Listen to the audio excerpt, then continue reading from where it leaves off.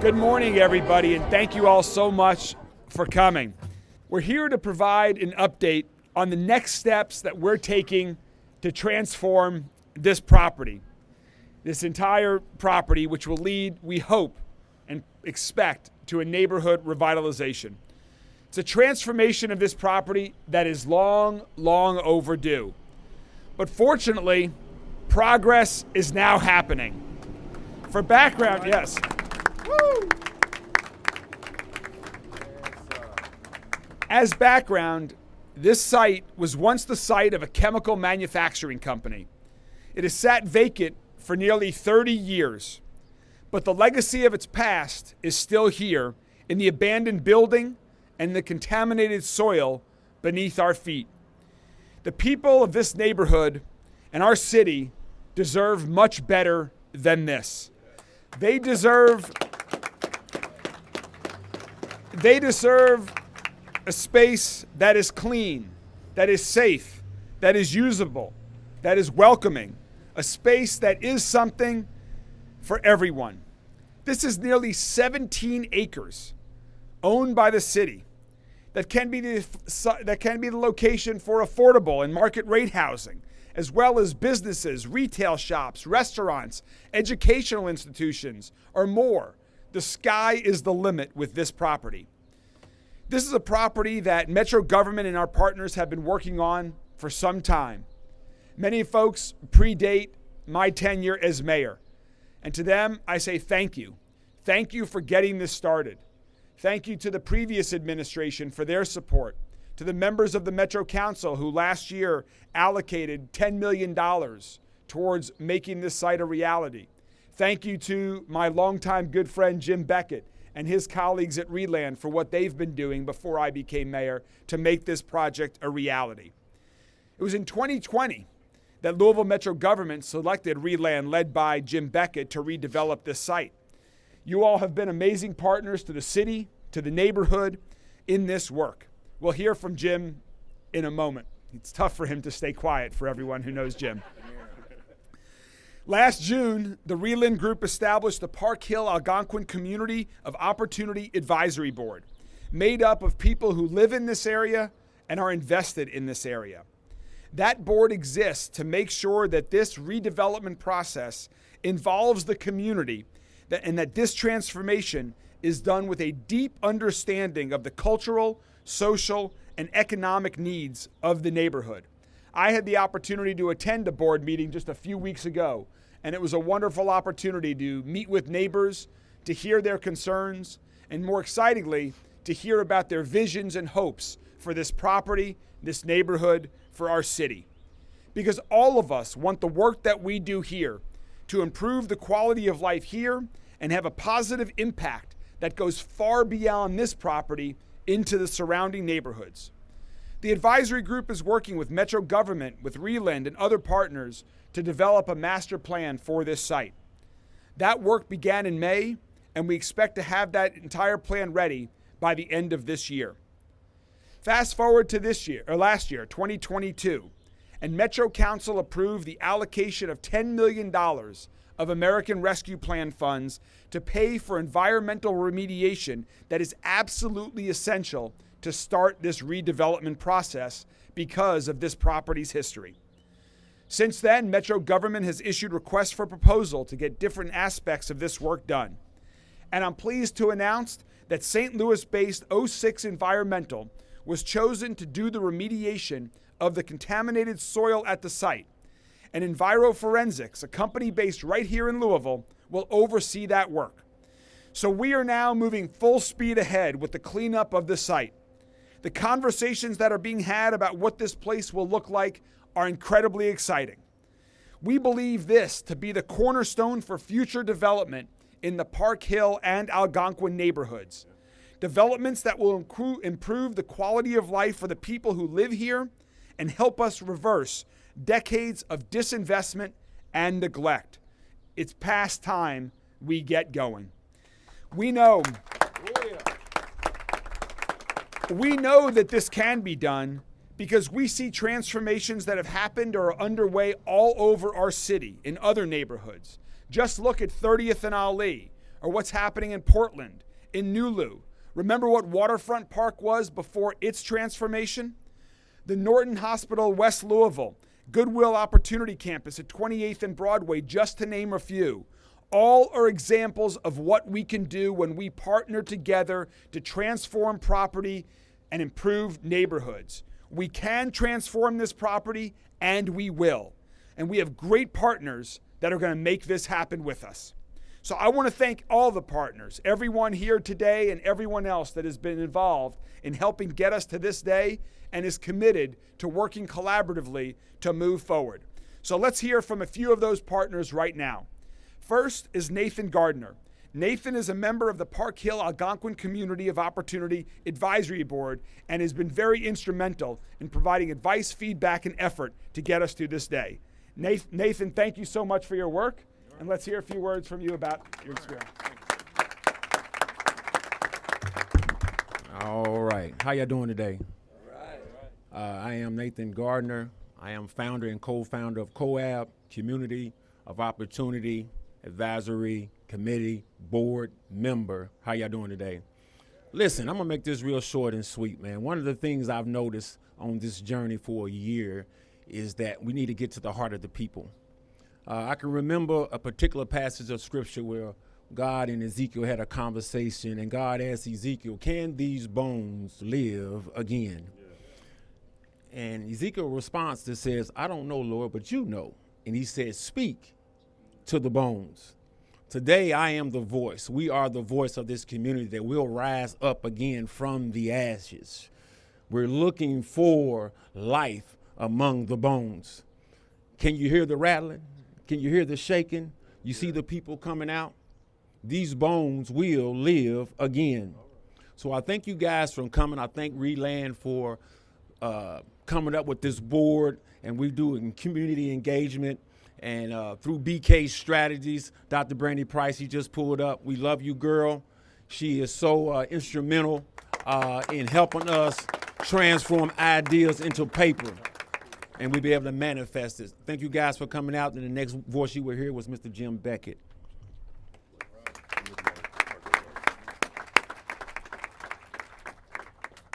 Thank you so much, Nathan. We're so excited to have you and other neighbors involved in this process. That will lead to a much better project.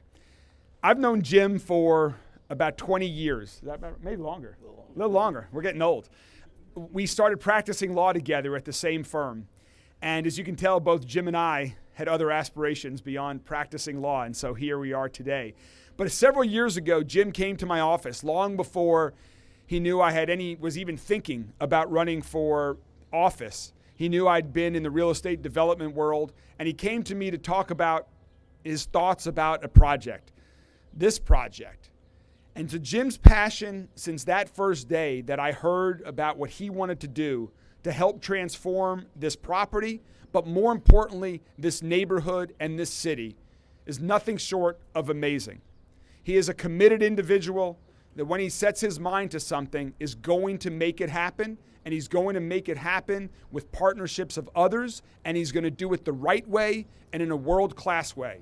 There is no better partner that we could have on this project than Reland and my good friend, Jim Beckett.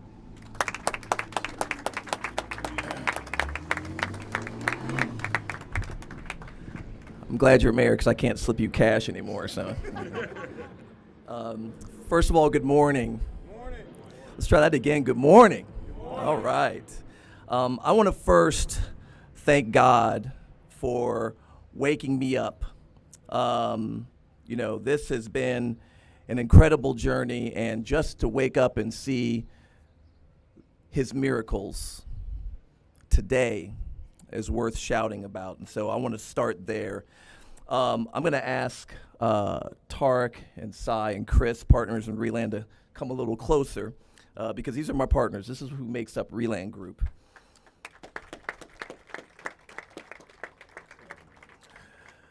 So regarding the remediation funding, I want to give some special shout outs to, first and foremost, Jeff O'Brien with Louisville Forward, Councilman and former Budget Chair Bill Hollander, former Director of Public Health and Wellness Department Dr. Sarah Moyer, who's now at Humana, former council president, District 6 councilman, former and current deputy mayor, David James, and the whole committee that approved these funds to clean up this environmental injustice that we're standing upon. But I also want to thank Mayor Greenberg for continuing to support this transformation and leaning in to what is happening here in these neighborhoods, as this is going to be part of his legacy as well. So as we stand here with RELAND, as we stand here with the Community of Opportunity Advisory Board representing Park Hill and Algonquin neighborhoods, we all recognize the importance of today. This is a great milestone in this journey. This, though, is not about remediation.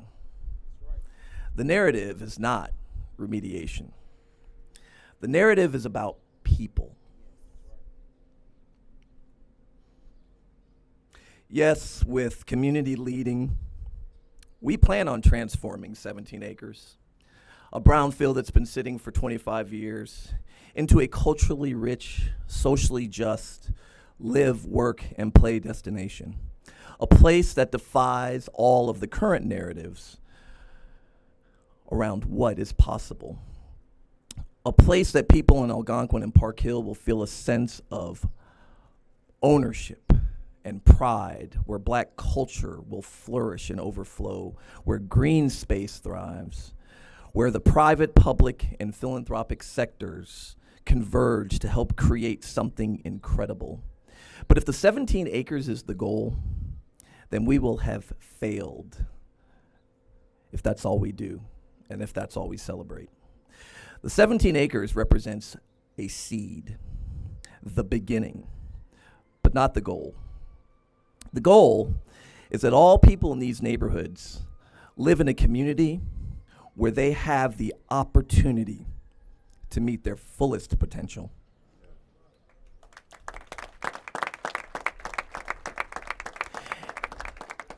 And my friends, if that has not happened, then we have failed.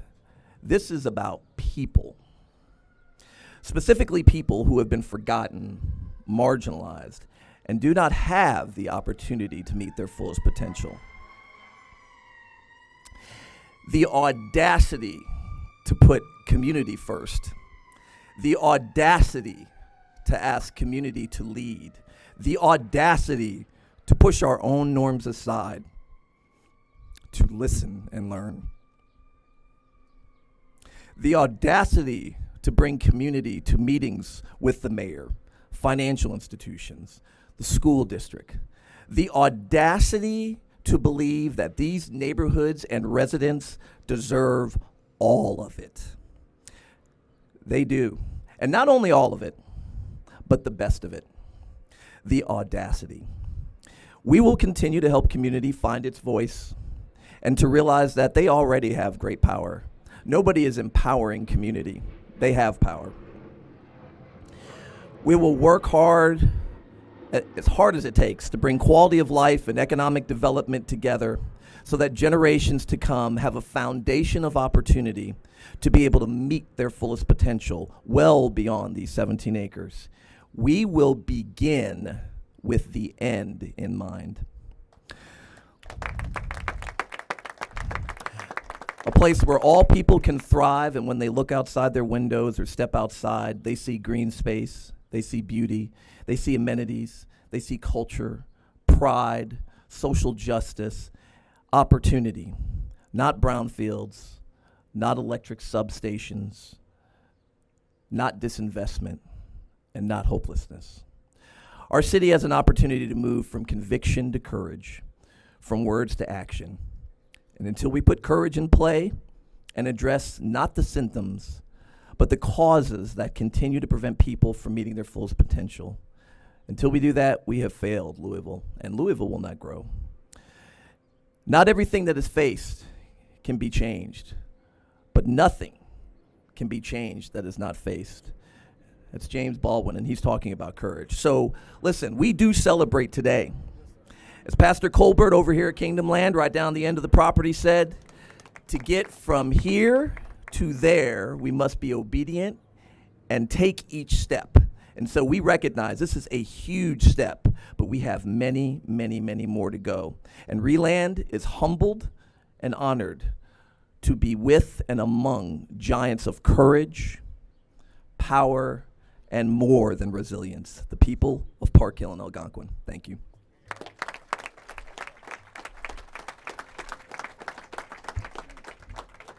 Thank you very much, Jim. I wanted to add some comments along the lines of what you were saying, because you were 100% right that this project is not just about this piece of property. It's about this neighborhood, and we can and we must do more. 2 years ago, at Christmas time, with my now Deputy Mayor David James, his wife Michelle, and others, they have an annual tradition where they deliver gifts to the children who live in Parkway Place across the street. Normally it's done in the community center, but this was a COVID year, so we actually went door to door that year distributing gifts to many children and families that live across the street at Parkway Place. And I got to tell you, it was a powerful experience for me. It gave my family, my wife and my sons joined me, and we left with great joy knowing that we were helping spread some holiday joy to kids. But I also left really, really upset. Upset because of the condition of the housing across the street. And so I want to say something to the two gentlemen across the street who live at Parkway Place, to every other resident of Parkway Place today and tomorrow and in the months ahead. You deserve better. And our administration is committed to not just supporting this development on this property, but to ensure that we go across the street to all of Parkway Place and the surrounding neighborhoods to ensure that everyone who is living there has safe, quality, and affordable housing. It's not just enough that it's affordable. It needs to be safe, it needs to be clean, it needs to be a quality standard that we as Louisvillians are proud of. And my commitment is to not just work on this side of the street, but working with our partners at LMHA and others throughout the city, that we will also work to improve the quality of the housing and the quality of the lives for every resident today and in the future at Parkway Place.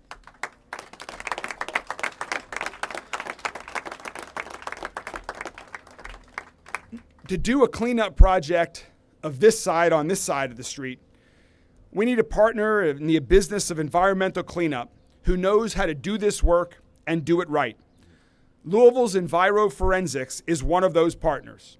So I'd like to welcome Joe Stevens, Regional Director of Enviroforensics, to share a few words about their work on this project.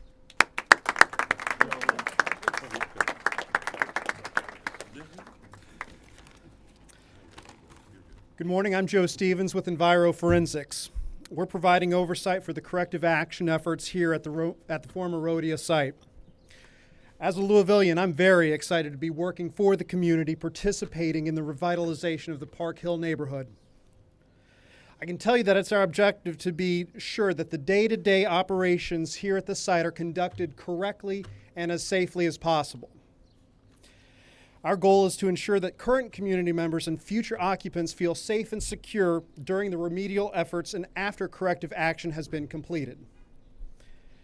We want the community to rest assured that the contaminants at this site have been correctly addressed so that they will no longer present a threat to human health or the environment. And again, we're very, very excited to be working for the community and look forward to getting started.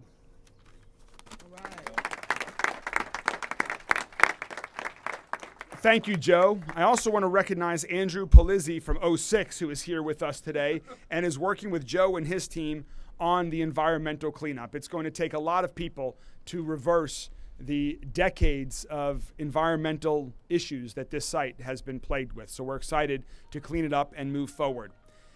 And finally, we all owe a huge debt of gratitude to the folks on Metro Council, to the folks who appropriated $10 million of American Rescue Plan funding for this project and who continue to support this project this year and in years ahead, and these neighborhoods that are in great need of continued public investment and public-private partnerships that can reverse decades of neglect and being overlooked.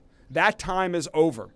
Our administration is collaborating with Metro Council on investments like this to ensure that neighborhoods like Park Hill and Algonquin are no longer overlooked, but get the investment that they deserved. And one of the leaders of Metro Council leading the charge is the leader from right here, the Metro Council member from right here, Philip Baker. Philip, thank you for everything that you have done and that you continue to do, and we're excited to have you with you here today. Good morning. It's a good day. Jim, the audacity to put people and community first. If we don't get anything out from that day, Jim said it best. First, I want to say thank you to the awesome mayor, Mayor Greenberg. Thank you for your commitment to your administration to support projects like this, and of course, the project across the street. We really appreciate you from Metro Council.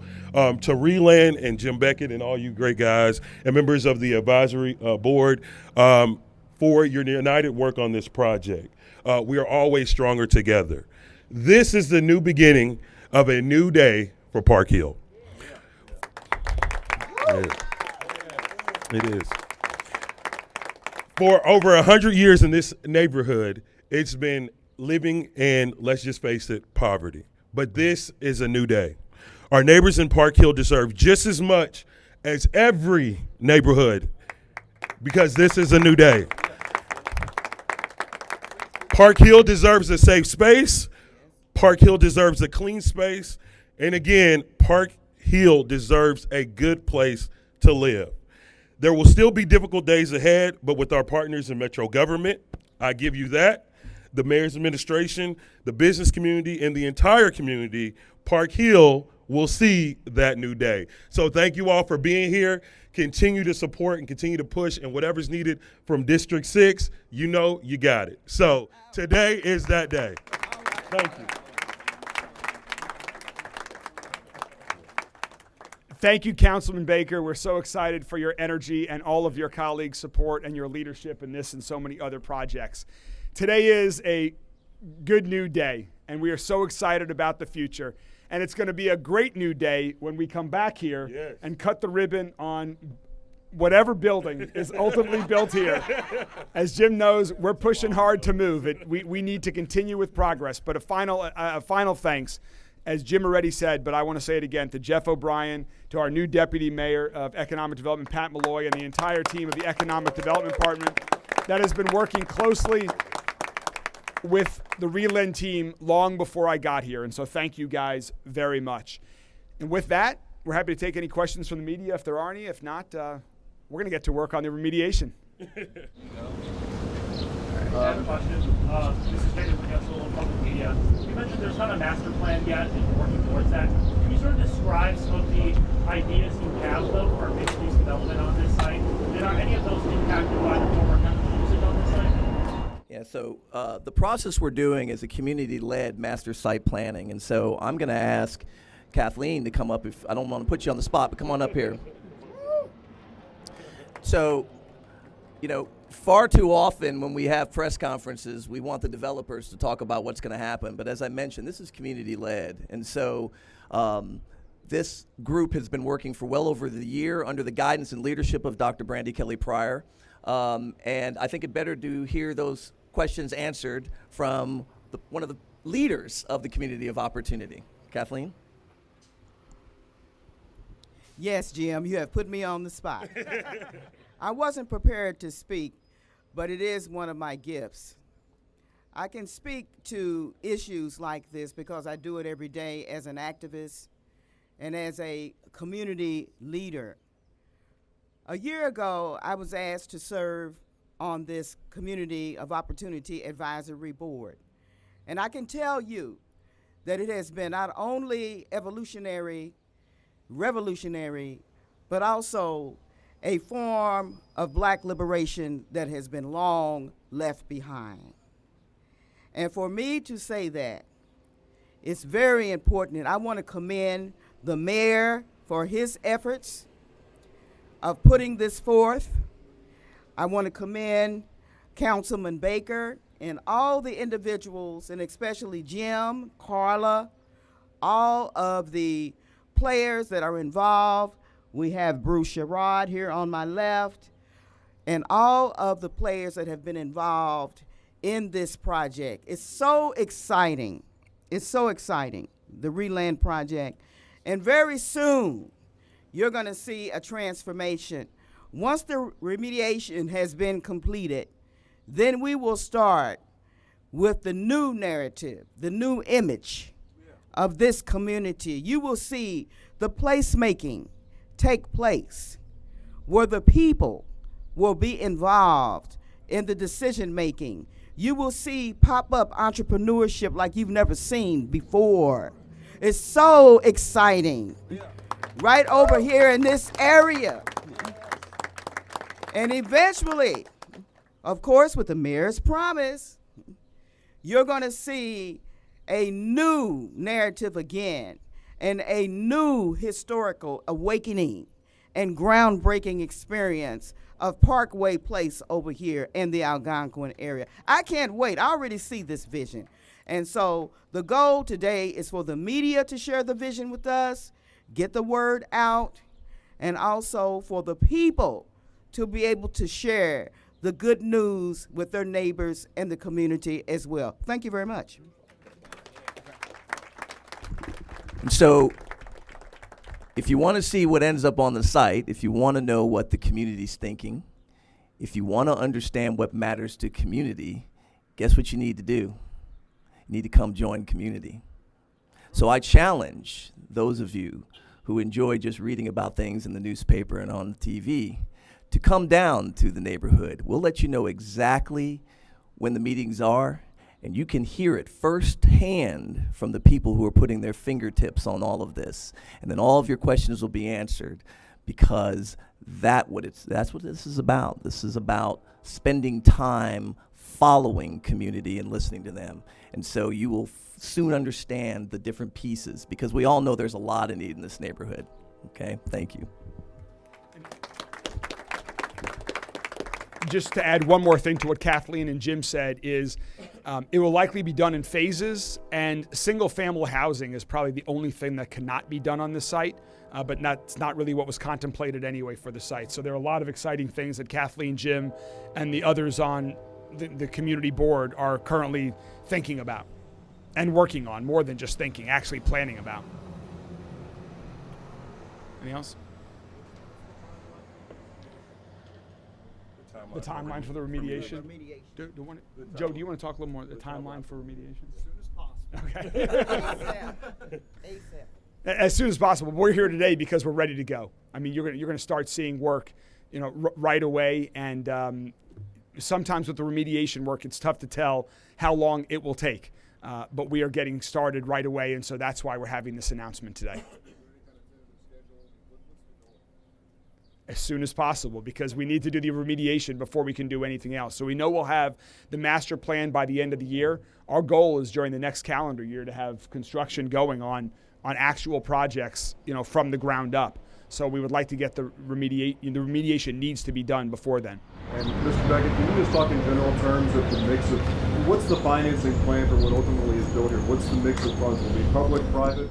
Yeah, for a project of this size on this land, it's going to have to be all of that. And so we're working with some great advisors that are explaining a lot of the different tools that are out there, especially since COVID. And so we're excited about a lot of the different financial vessels that we have, but it is absolutely has to be part private, part public, all of that contained in, and philanthropic to make this work.